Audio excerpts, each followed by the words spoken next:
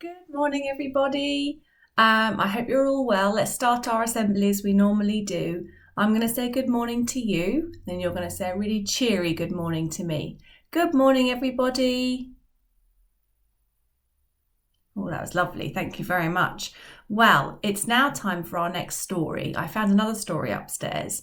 The good thing about being a head teacher is there's always hundreds of books around the house. So I'm going to read you another story today, but I also thought I'd show you Bella, who has come in to enjoy the story with me this morning. She is lying down here. So if I just show you very carefully where Bella is.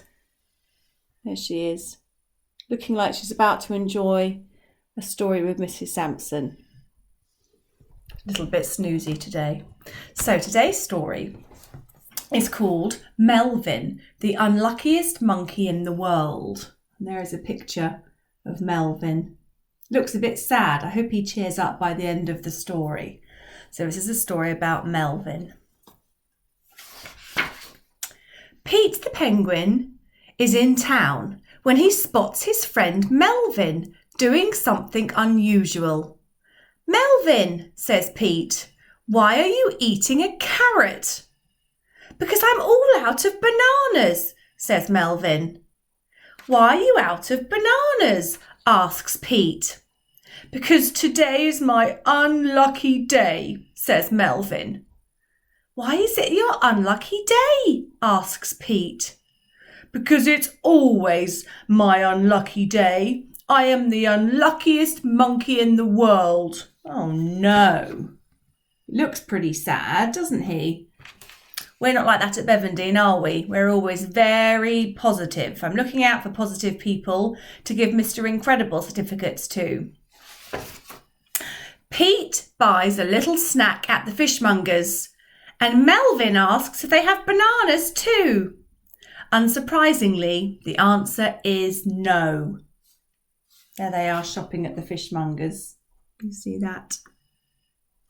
No bananas at the fishmonger's. At the park, some people ask Melvin if they can take a picture of him with their little girl. Melvin is almost alarmed.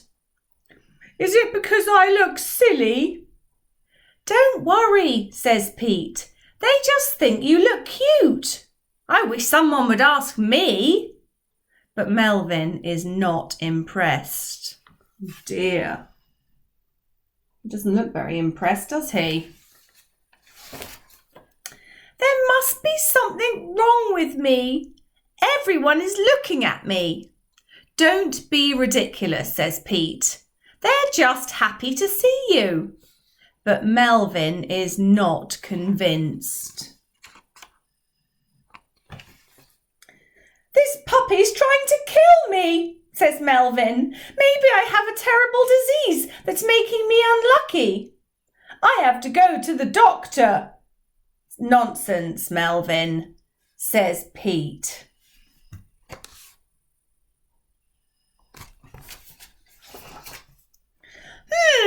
Says the doctor. "I can't see anything wrong with you. You're luckier than you think." See, he's opening his mouth wide for the doctor to have a look in. There's lots of people outside the doctor's surgery who really have been unlucky. "Ah!" says Melvin. "What an unlucky day I'm having. Not even the doctor can help me." "If you're so unlucky, maybe you should go home and go to bed," says Pete. "That's the worst idea you've ever had," says Melvin, "and you've had some very bad ones." "That's it," says Pete. "I'm off." Dear, they're having a bit of an argument, aren't they? Melvin is not helping the situation. "Now Pete is angry with me," sobs Melvin. "Today I'm really very unlucky indeed." He's having a cry, look, can you see? It hasn't been very nice though. Melvin doesn't know what to do now that his friend Pete has left. Then suddenly he sees a sign for banana sale down the road. There's Melvin looking sad. And there's the sign for bananas. We've just sold our very last banana, says the shopkeeper to a penguin. Since when do penguins eat bananas? Asked Melvin, seriously annoyed. Bananas sold out. You see, bananas sold out, it says. Melvin marches out of the shop and down the street. He hears a voice. Melvin! Wait! There we are. Pete turns towards Melvin and slips on a banana skin. Ah! He cries.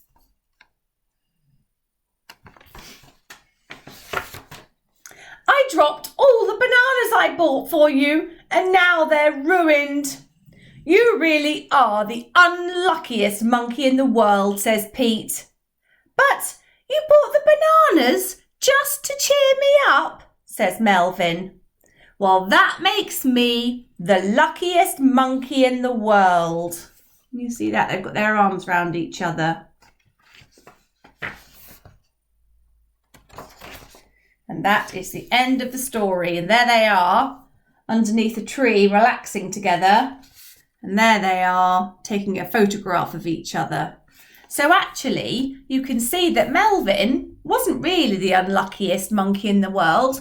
Why do you think he was actually quite lucky? Why do you think that Melvin was actually quite lucky at the end of that story? He might not have had any bananas, and he might not have had people wanting to take his photograph. But what did he have? I think he was very lucky because I think he had a very special friend in the penguin, didn't he? Even though he was quite grumpy with the penguin still went off and found him some bananas to eat. And then he ended up slipping over on the banana skin. I wonder what kind things you can do this week on Monday or Tuesday or Wednesday or Thursday or Friday. The kind things you can do for your mum or your dad or your brothers or your sisters or your dogs or your cats. What kind things can you do? And maybe your mum and your daddy can email in to Mrs. Sampson over the course of this week and let me know what kind things you've been doing. So just before we finish for today, I'm going to read out a few more names of people who've been working really, really hard at home with all their work that's been given out. So the first person is Freddie Lukin, and he has been doing a lot of story writing. So well done, Freddie. I'm going to be writing you a Mr. Incredible certificate tomorrow when I go into school to pop in to get them. And also Polly Ashworth in 1RKS, she's also been working super hard with Mum, keeping a super positive attitude and trying really hard with all the jobs that Mrs. Shirazi has set for her. So a big well done to you, Polly, as well. Keep smiling. And Freddie, you keep writing, and we'll see who gets a Mr. Incredible certificate in assembly tomorrow. So don't forget, please be like the penguin in this story, this kind penguin here. Please try and do one kind thing for somebody in your family, anybody in your family that's living with you in your house at the moment. One kind thing. Maybe you could make your bed without being asked, or maybe you could make a sandwich for mummy for like lunchtime, or maybe you could play really nicely with your big baby brother or your baby sister without arguing. Something really, really kind.